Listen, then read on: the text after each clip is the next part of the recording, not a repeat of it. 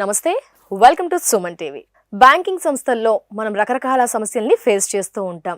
ముఖ్యంగా బ్యాంకింగ్ వారి నుంచి చదువుకున్నారా, సిగ్నేచర్ విషయంలో ఇలాంటి మాటలు, అసలు చదువుకొనే మీ సిగ్నేచర్ ఇలా పెడుతున్నారా అంటారు. అక్కడ రాసింది కదా చూసుకోండి అంటారు. అండ్ ఇలా వాళ్ళు రియాక్ట్ అయితే కనుక మనం ఏం చేయవచ్చు, కామ్గా ఉండాల్సిందేనా? ఆ డౌట్స్ అన్ని కూడా క్లారిఫై చేయడానికి ప్రస్తుతం మనతో పాటు ఉన్నారు ప్రముఖ న్యాయవాది సాయి కృష్ణ ఆజాద్ గారు. వారితో మాట్లాడదాం. సార్ నమస్తే. నమస్తే అండి. సార్, బ్యాంక్ వెళ్తే మాత్రం ఇవన్నీ నేను ఫేస్ చేశాను సార్. ఎందుకంటే సిగ్నేచర్ పరంగా చూసుకుంటే కనుక లైక్ ఎప్పటిదో శాలరీ బేస్డ్ కానీ లైక్ ఏదన్నా సైన్స్ డిఫరెంట్గా ఉంటాయి. అక్కడ తిట్లు తిన్నాను సార్ ఒకసారి అయితే. ఇలా రకరకాల సమస్యలు మీకు తెలియంది కాదు సార్. మరి దీనికి ఏ విధంగా ప్రతి ఒక్కరు రియాక్ట్ అవ్వాలి? ఏమైనా చట్టాలు ఉన్నాయా? అసలు ఏం చేయాలి? నేనేమంటున్నానంటే, సరే మన తిట్టుకున్నా పర్లేదు, ఇబ్బంది ఏం లేదు, కానీ ముందు ఈ వీడియోని షేర్ చేయమని చెప్పండి. ఫస్ట్ నా రిక్వెస్ట్. ఎక్కువగా ప్రపంచ దేశాల్లో ఎక్కడంటే మనం చదువుకునే సబ్జెక్ట్లోనే లాకు సంబంధించిన కొన్ని సబ్జెక్టులు ఉంటాయి. హ్యూమన్ రైట్స్ కానీ, ఇలాంటి కన్జ్యూమర్ సంబంధించినవి కానీ, ఇలాంటి కొన్ని ఉంటాయి. కానీ మన దేశంలో మన దరిద్రం ఏంటంటే చట్టాల గురించి మన దాంట్లో ఉండదు, మన పాఠ్యాంశంలో ఉండదు. అశోకుడు చెట్లు నాటించను, షాజహాను తాజ్మహల్ కట్టించాడు, ఈయన ఇవే ఉంటాయి. దానివల్ల సరే ఉపయోగమా అనేది పక్కన పెడితే, ముందు ఇలాంటి చట్టాల మీద అవగాహన కల్పించడం కోసం కూడా ప్రభుత్వము చిన్న పాఠ్యాంశం లాంటిది పెట్టాలి. పెడితే అంటే మనుషులు మహానుభావుల చరిత్రలు ఉన్నాయి. ఇప్పుడు మేము చిన్నప్పుడు నాటేలో ఉన్నప్పుడు అల్లూరు సీతారామరాజు గురించి నేను చదువుకున్నాను, సోషల్లో అవన్నీ ఉండే. సరే ఇప్పుడు ఎడ్యుకేషన్ అనేది నాకు ఐడియా లేదు, ఒకవేళ ఉండా కూడా ప్రభుత్వం ఏంటంటే ఈ కన్జ్యూమర్ దాని గురించి ఒక పాఠం పెట్టాలండి ఫస్ట్. అలాగే హ్యూమన్ రైట్స్ మీద ఒక పాఠం పెట్టాలి. మనం సుమన్ టీవీ ద్వారా 2015 నుంచి ఇప్పటి వరకు అనేక వీడియోలు నేను షేర్ చేశాను, ఎన్నో వీడియోలు మనం చేశాం. ముఖ్యంగా నేను కోరుకునేది ఏంటంటే, ఏదో ఎంటర్టైన్మెంట్ ఉందనుకోండి, ఒక రోజు చూస్తారు మర్చిపోతారు, దాని గురించి ఎవరు పెద్ద పట్టించుకోడు. కానీ ఇలాంటి వీడియోలు వచ్చినప్పుడు దయచేసి జస్ట్ మీరు షేర్ బటన్ కొట్టండి అంతే, అది వేరే వాళ్ళకి వెళ్తుంది. అలా అవేర్నెస్ రావాలి, జీవితకాలం తెలిసి ఉండాలి. అవును. ఇప్పుడు మనం చెప్పేటప్పుడు ఆటోమేటిక్ ఇప్పుడు మన ఒక 2 నిమిషాలు ఇప్పుడు ఈ డిస్కషన్ ఉపోద్ఘాతం అవుతుంది, ఇది ఆటోమేటిక్ స్కిప్ చేసేస్తారు. చెప్తున్నాడు బాబు అని చెప్పి మనం ఎక్కడికి వెళ్ళిపోతాడు. మీరు బ్యాంకులోకి వెళ్ళినప్పుడు అక్కడ ప్రాపర్గా రెస్పాన్స్ ఇచ్చే బాధ్యత వాళ్ళకుంది. మీరు బ్యాంకులోకి వెళ్ళినప్పుడు యాజ్ ఎ కస్టమర్గా అక్కడ ఉంటుంది చూడండి, కస్టమరే దేవుడు అని ఉంటుంది ఒక బోర్డు. కస్టమరే మనకు ఫుడ్ పెడుతున్నాడు, కస్టమర్ మనకు అన్ని ఒక గాంధీ గారి కొటేషన్ ఉంటుంది. ఆ కొటేషన్ ఎవరు ఫాలో గారు. కాకపోతే మీరు భయపడాల్సిన అవసరం లేదు. ఫస్ట్ ఏంటంటే ముందు బ్యాంకింగ్ ఆర్బీఐ గైడ్లైన్స్ గురించి తెలుసుకుందాం. ఆర్బీఐ ఏం చెప్తుందంటే, ఆర్బీఐ చట్టంలో బ్యాంకుకి సంబంధించి ప్రత్యేకంగా లంచ్ టైం అంటూ ఏమి ఉండదు. ఇదంతా గమనించుకోవాలి, మీరు నెట్లో కూడా చూసుకోండి, ఇబ్బంది ఏం లేదు. అయితే కొన్ని సందర్భాల్లో ఏంటంటే ప్రతి బ్యాంక్కి కొన్ని డిస్క్రియేషన్స్ పవర్స్ అనేవి ఉంటాయి. అంటే ఉదాహరణకి మీరు చూసుకోండి, మీ ఇంటి దగ్గర బ్యాంకులో ఇప్పుడు మీరు వెళ్ళి ఎంక్వైరీ చేసుకోండి. ఒక బ్యాంకు ఉదయం 10 గంటల నుంచి 6 వరకు ఉంటుంది, ఒక బ్యాంకు ఉదయం 9కే ఉంటుంది, చూడండి 9 to 5 ఉంటుంది. ఒక బ్యాంకు 11 కాంచి 7 గంటల వరకు ఉంటుంది. అంటే ఏంటి, ఆ యొక్క పరిసరాన్ని బట్టి. ఇప్పుడు ఉదాహరణకి నేను చెప్తానండి, ఇప్పుడు మనకు బేగం బజారు బ్రాంచ్ ఉందనుకుందాం ఎగ్జాంపుల్, అక్కడ 11కి స్టార్ట్ అవుతుంది. ఎందుకు? వాళ్ళ షాపులన్నీ ఎప్పుడు తీస్తారు? 11, 12కి తీస్తారు. ఉదయం పూట మీకు అంత ఖాళీగా ఉంటుంది. ఆ టైంకి ఆయన 10కి బ్యాంకు తీసుకున్నాడు అనుకోండి, అంటే నేను అన్ని కాదు ఎగ్జాంపుల్ చెప్తాను, ఎగ్జాంపుల్. ఒకవేళ ఉదయం పూట తీస్తారు, 9కే తీసి ఉంటారు. మా ఏరియాలో ఉంది, మా ఏరియా కొంచెం మార్కెట్ ఏరియా.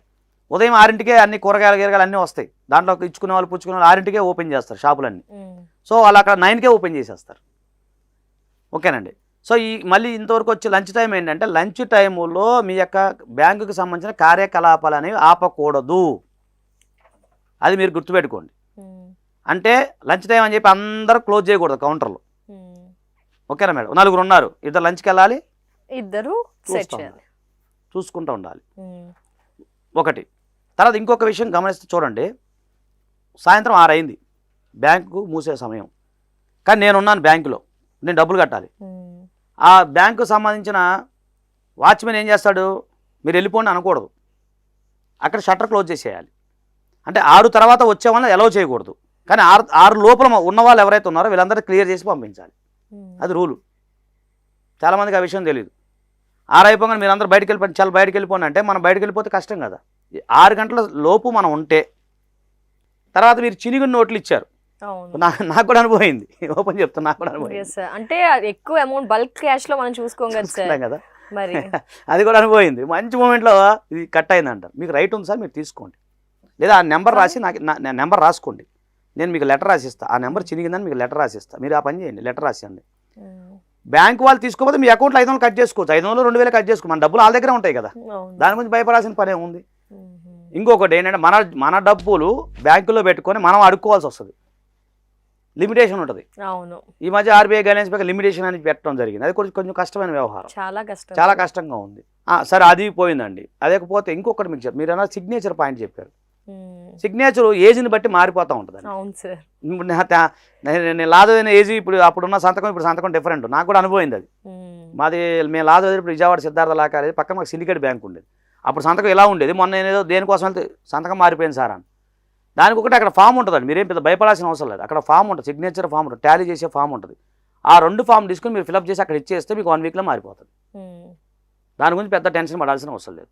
ఇలాంటి బేసిక్ పాయింట్లు మనం తెలుసుకోవాలి ఫస్ట్. సరే ఇవన్నీ బాగానే ఉన్నాయి. 10 రూపాయల కాయిన్స్ అయితే ఉన్నాయి, అది ఇంకా వ్యాలిడే, చాలా మంది బయట వ్యక్తులు ఎవరు తీసుకోవట్లేదు.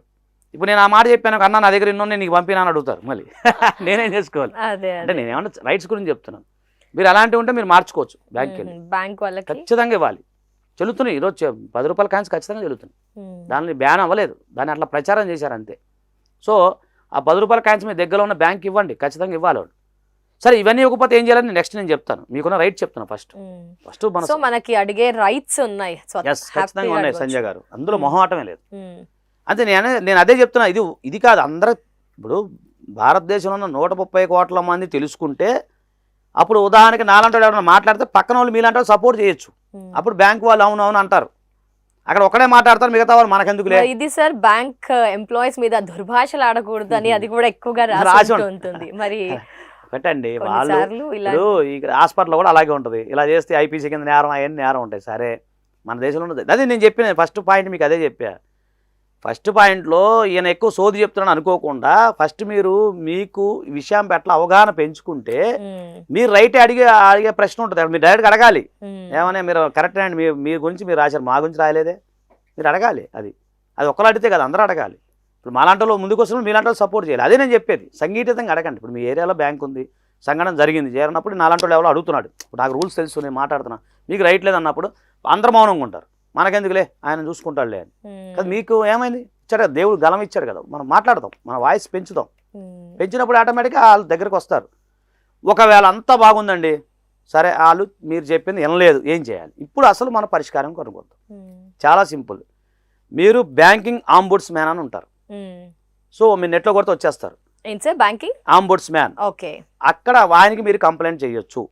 ఒక పాయింట్, లేదు సార్ అంత దూరం మేము వెళ్తాం, ఇవన్నీ మాకెందుకు రిస్క్ అన్నప్పుడు మీరు గుర్తుపెట్టుకోండి, ఆర్బీఐ వాళ్ళు ప్రత్యేకంగా ఒక కంప్లైంట్ సెల్ ఓపెన్ చేశారు. అది cms.rbi.org.in. లేదని కూడా జస్ట్ మీరు rbi.org.in కొట్టినా వచ్చేస్తుంది, దాంట్లో అదే ఇబ్బంది ఏం లేదు. వాళ్ళకి మీరు కంప్లైంట్ చేయండి, ఒక్కరు కాదు, 4 మీ చేతిలో ఫోన్ ఉంటుంది కదా, టక్కడక్క అక్కడే కంప్లైంట్ చేసేయండి. దానికోసం ప్రత్యేకంగా ఇంటికి వెళ్ళాల్సిన అవసరం లేదు కదా. ఇదేదా ఫోటోలు పెట్టండి, మీ దగ్గర ఎవిడెన్స్ ఉన్నాయి పెట్టండి, ఇప్పుడు చిరిగి నోట్లు తీసుకోలేదు ఆ నోటు పెట్టండి, అవన్నీ కంప్లైంట్ చేయండి. కంప్లైంట్ చేస్తే ఎవరైతే సదరు బ్యాంకర్స్ మీద సంస్థాగతంగా ఎంక్వైరీ చేసి ఇప్పుడు టెర్మినేషన్ కూడా చేసేస్తున్నారండి.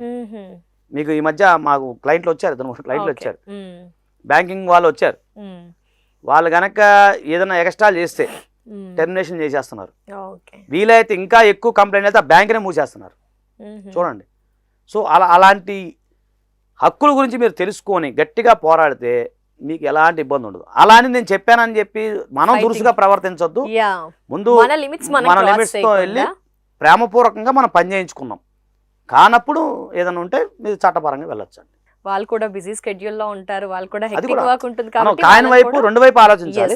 కానీ ముందు మనం ఆవేశపడకుండా చెప్దాం, ఈ హక్కులు ఉన్నాయండి, ఇదండి ఇది మీరు చేయాలని చెప్పాలి. వినప్పుడు కదా మనం వెళ్ళేది, ఏదైనా అంతే కదా, మన సామధాన దండోపాయం. బట్ అంతకంటే ముందు మనం వీటన్నిటికి కూడా అవగాహన కలిగి ఉండాలి, ఏంటి అని తెలిసేసి ఉండాలి. అది మొత్తం వీడియో మొత్తం చూస్తే అవగాహన ఉంటుంది, స్కిప్ చేసుకోకపోతే మనం ఏం చేయాలి. Thank you so much sir, thank you so much, నమస్తే.